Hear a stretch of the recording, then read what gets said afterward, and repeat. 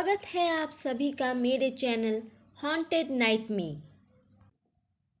उससे पहले लाइक करें, सब्सक्राइब करें, बेल आइकन दबाएं, ऑल पे सेट करें मेरे सभी वीडियोस के नोटिफिकेशन पाने के लिए। तो शुरू करते हैं आज की कहानी। ये कहानी है एक हॉस्पिटल की, जिसे भेजा है मेरे ही एक सब्सक्राइबर ने। उनका नाम रिया है।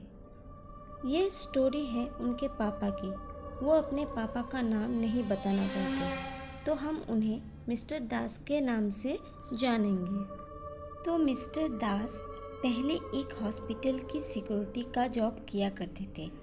वहाँ उन्होंने 5 साल तक अपनी जॉब की है। वो बहुत ईमानदार इंसान थे। अपने ड्यूटी पूरी ईमानदारी से निभाया करते थे, क्योंकि रात में सिर्फ इमरजेंसी वार्ड ही खुला हुआ रहता था। तो वो गेट के सामने एक चेयर पर बैठे हुए थे। उस रात एक पेशेंट को लेकर उसके घर वाले वहाँ आए थे। मिस्टर दास ने देखा कि उस पेशेंट का पूरा शरीर बेजान हो चुका है, मानो पूरे शरीर का खून किसी ने चूस लिया है। आंखें जैसे शरीर से बाहर निकल चुकी हैं। पेशेंट को देख मिस्टर दास एक बार के लिए मानो डर ही गए। फिर मन ही मन सोचने लगे, अरे इस लड़की की क्या हालत है। पेशेंट को देख ऐसा लग रहा था कि उसको करंट लग गया है। बेचारी कितना तड़पी होगी वो फिर अपनी ड्यूटी करने लगे। पेशेंट के घर वाले उसे एडमिट कर अपने घर चले गए। रात 2 बज चुका था। नीचे वेटिंग एरिया में आज कोई भी लोग नहीं था। जाना पहचाना हॉस्पिटल कुछ ज़्यादा ही खामोश हो चुका था। इतनी खामोश कि लेफ्ट साइड में जो बाथरूम है उसके नल से टपकता हुआ पानी भी सुनाई दे रहा था।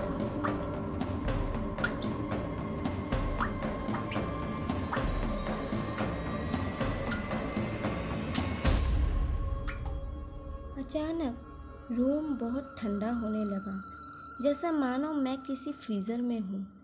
अब मुझे क्यों नींद आ रही है। मैं चेयर पे बैठ झपकी लेने लगा था।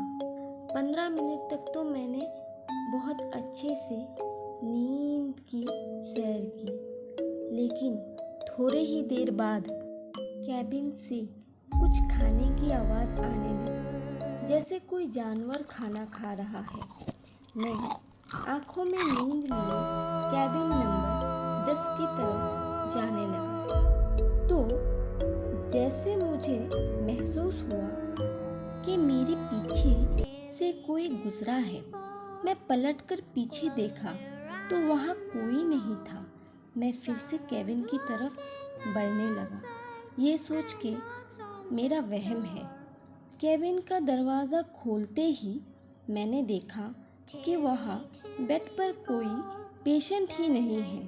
कैबिन के रूम पे यहाँ वहाँ पेशेंट को ढूंढने लगा। इतने में एक नर्स आई।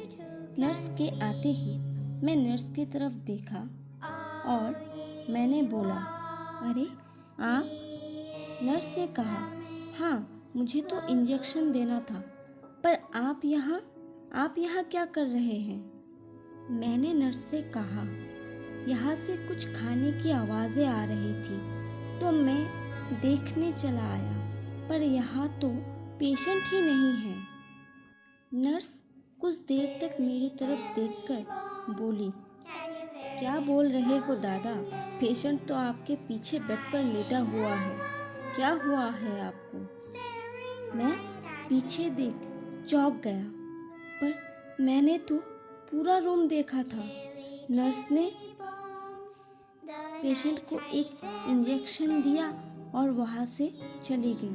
मैं पेशेंट के पास गया और थोड़ी देर उसे देखने लगा। जैसे ही मैं वहाँ से निकलने की कोशिश कर रहा था, जैसे मेरे हाथ में किसी ने बहुत जोर से पकड़ा हुआ था। इतनी ठंडी हाथ। मैं चौंक पीछे देखा। ये तो वो पेशेंट है जो बेजान पड़ी हुई थी। उसने मेरे हाथ को कसकर दबोचा हुआ है। मैं छुड़ाने की कोशिश कर रहा था।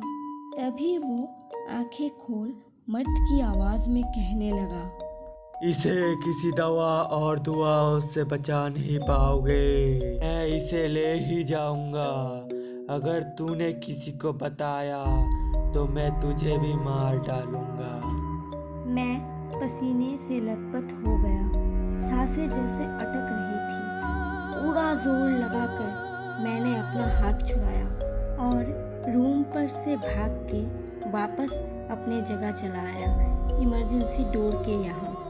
रूम से बाहर आते ही अजीब अजीब हंसने और रोने की आवाज़ आने लगी। मैं बहुत डर गया। मैं गेट के पास आकर भी बहुत डर रहा था। मैंने अपने बैग से पानी का बोतल निकाला और थोड़ी पानी पी। वो रात मेरी ज़िंदगी की सबसे काली रात थी।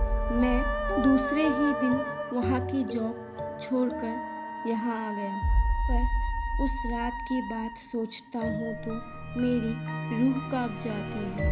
मैं अभी भी बहुत डरता हूँ। बहुत डर लगता है मुझे उस रात की याद आती है तो। दीदी, यहाँ तक ही थी मेरी कहानी।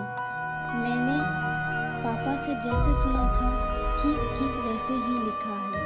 आप सुनाना ज़रूर। आज की कहानी यही तक थी। तो कैसा लगा कहानी आप सबको? उम्मीद है अच्छी लगी होगी और डर भी बहुत लगा होगा। अगर डर लगता है तो हमसे यही जुड़े रहें और बहुत सारी कहानियाँ सुनें। अगर आपके पास भी ऐसी कोई कहानी है मुझे कमेंट करें। मैं आपको मेरा मेल एड्रेस दूँगी, वहाँ आप मुझे मेल कर सकते हैं।